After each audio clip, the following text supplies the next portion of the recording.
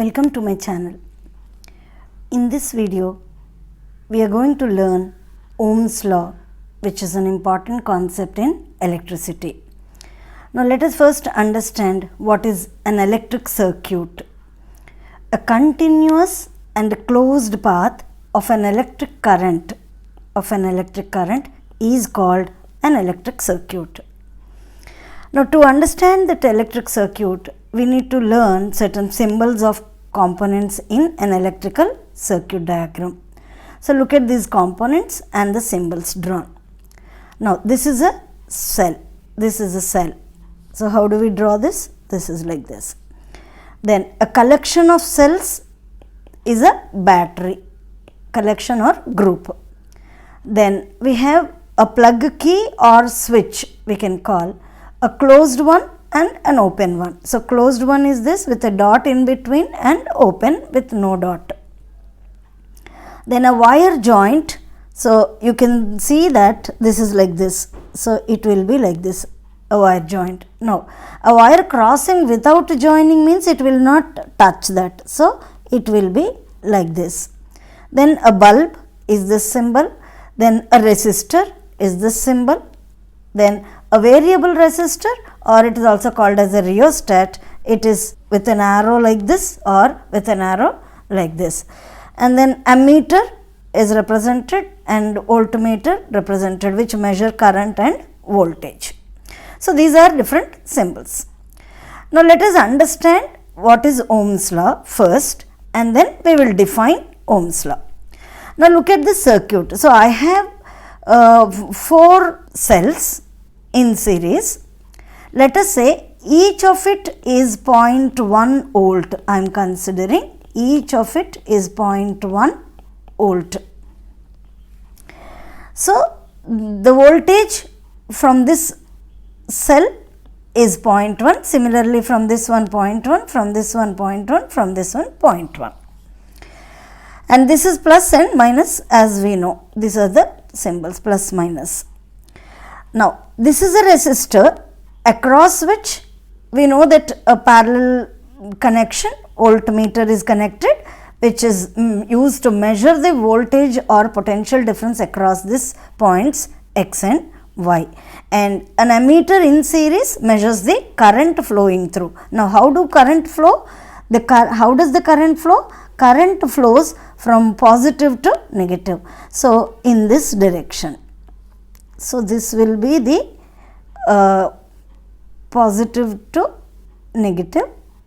So the current direction will be in this direction. So this is I.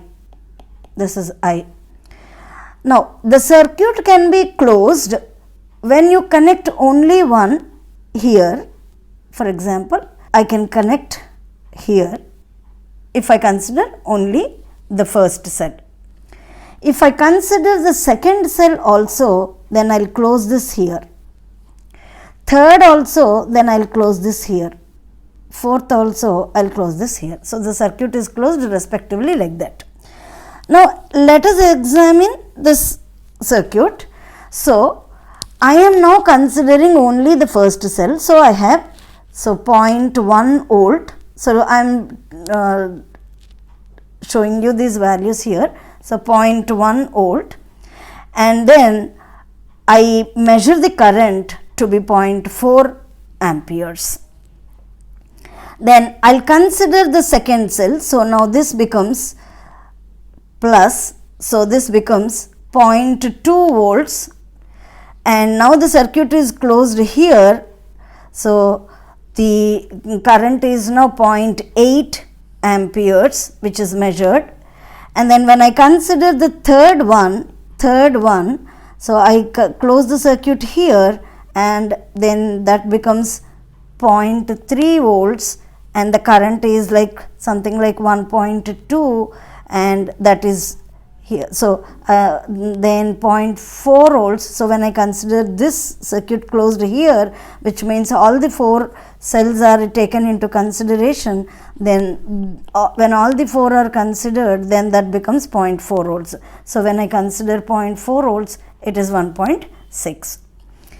Now this voltage and current, the relationship between voltage and current, or potential difference and current, these two are proportional, linearly proportional to each other, or I can write I proportional to V. That means as the voltage is increasing, current is increasing linearly, or as current increases, voltage increases. So let's plot this. So on x-axis I have taken V and y-axis I have taken I, and then 0.4, 0.8, 1.6, okay, let's say x-axis I and y-axis V. So 0.1 I have this, and 0.2 I have this, and 0.3 I have this somewhere here because it is 1.2, and then 0.4 I have 1.6. Now as you can see, this is a line, straight line passing through origin. So there is a linear relationship. Now the ratio V by I is constant. You can see that the ratio V by I remains constant. I by V, I have mentioned here I by V, or you can even write V by I. V by I, if I write 0.1 by 0.4, so that is 1 by 4. So all this will be 1 by 4, and I by V is 4. I by V, if I write, that is 4. So the ratio is remaining. Now what is this ratio from this graph? It is nothing but the slope theta. So that is dy by dx, that is V by I.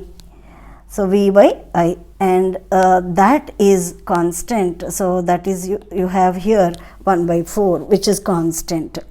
So this V by I is constant, is equal to R, and that we call it as resistance. So V is directly proportional to I, or I can write V by I is constant R. Now this R is called resistance. So if you have 1 volt passing applied, then if there is a current 1 ampere passing through, then the resistance will be equal to 1 ohm. So resistance, and the symbol of this is ohm. Symbol of this is ohm. So V is equal to IR is the important equation, Ohm's law equation, and from that we can write I is equal to V by R. So I is proportional to V, so it is linearly related. So the current is directly proportional to V. So as you are increasing the voltage, there is an increase in the current. As you are increasing the voltage like this, there is an increase in the current like this. So the current is inversely proportional to R. From this relation you can see that I is proportional to V and I varies inversely with R, that is 1 by R. So the unit of resistance is 1 ohm. So what is the resistance? It is the property of a conductor to resist the current. What do we mean by resist the current? When electrons move from one point to the other in a conductor, they collide with one another with electrons and with atoms and ions in the conductor. Due to these collisions, there is some obstruction or opposition or resistance to the free flow of electrons through it, and therefore it is called a resistor.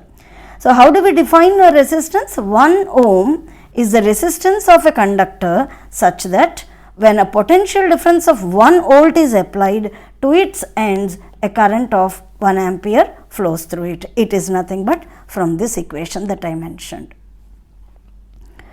So that is about resistance. Now let's, having understood the concept of Ohm's law, now let us define Ohm's law. At a constant temperature, that's important, at a constant temperature, the current flowing through a conductor is directly proportional to potential difference across its ends. That means I is proportional to V, or you can say potential difference across the 2 points of a metallic conductor is directly proportional to current passing through the circuit, provided the temperature remains constant. So you can say V is proportional to I, which means Either you can measure varying voltage current, or current can be measured by varying voltage.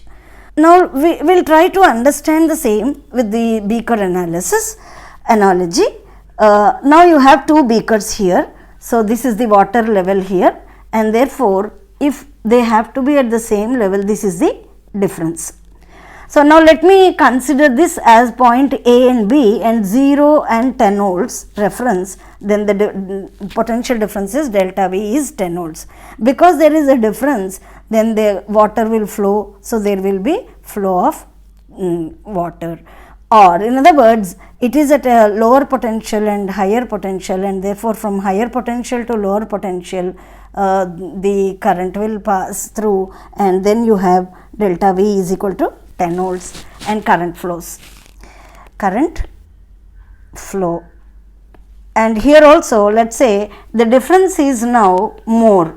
The difference is now more, and that difference is delta V is 100 volts. So, if the potential difference is more, then since V is directly proportional to I, more current will flow. So, higher the potential difference, higher is the current flowing, and delta V is directly proportional to I. So, that is how we can understand that.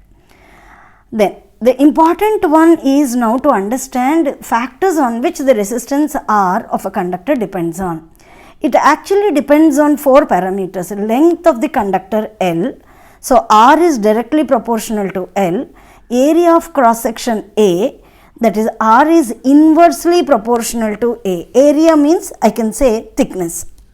Then nature of the material of the conductor and temperature.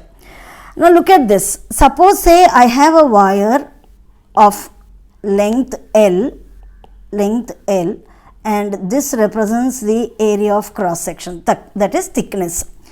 So now if I consider the length is small, then resistance is small because it is directly proportional. Now if I double the length is doubled, then resistance is also doubled. So long wire means more resistance, short wire means less resistance. Now, if I consider the area or the thickness is doubled.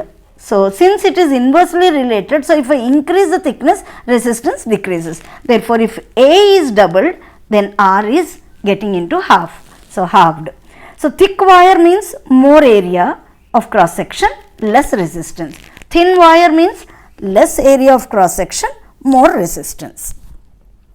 So, combining these two equations, I can write R is proportional to L by A, or writing the proportionality constant, R is equal to, so this is an important equation, R is equal to rho L by A, rho RHO, it is read as rho and it is a Greek letter denoted like this, which is called constant of proportionality known as electrical resistivity, or simply we will say resistivity, or even it is called as specific resistance. Now, if you look at the units, so rho is equal to, from the above equation, rho is equal to RA by L, RA by L. Now, R is ohms, A is meter square and L is meter. So, that will be meter gets cancelled, so you will have ohm meter. So, the unit of the resistivity is ohm meter. So, unit is ohm meter. So, definition. Now, let us see the definition. Resistivity of a conductor is equal to resistance of 1 meter length of a conductor having 1 square meter in area of cross section. So, 1 square meter, 1 meter. So, then you have 1 ohm meter. So, that is resistivity. Now, this resistivity does not depend on the length and thickness, but it depends on the nature of the conductor and the temperature. So, nature of the conductor or the metallic wire. For example, if you consider the resistivity of silver, whether you take 1 meter or whether you take half a meter, the resistivity of silver will not vary. It is a constant and it is 1.6 into 10 power minus 8 ohm meter. So, resistivity is a fundamental property of a conductor that results from the flow of electric current. It is because, so it actually defines how the electric current flows, how it limits or regulates the current in a circuit. Now, resistivity is low for conductors or metals and alloys, where there are free charges and free flow of current. Usually the order is 10 power minus 8 to 10 power minus 6 ohm meter. And the resistivity is high for insulators, examples like non-metals, where there are no free charges and it opposes the free flow of current, and usually it is of the order of 10 power 12, which is high, 10 power 12 to 10 power 17 ohm meter. Now, if you having discussed these parameters of about length and thickness, if you take a short length and thick wire, that is small length and more area of cross section, it will have low resistance. Now, if you take a long wire and less thickness, that is less area of cross section, it will have high resistance. Now, both R and rho vary with temperature, that is resistance and resistivity vary with temperature, and resistance increases with increase of temperature, decreases with decrease of temperature. Now, example, if same length and diameter of copper and nichrome alloy. What is nichrome alloy made of? It is an alloy made of nickel, chromium, manganese and iron.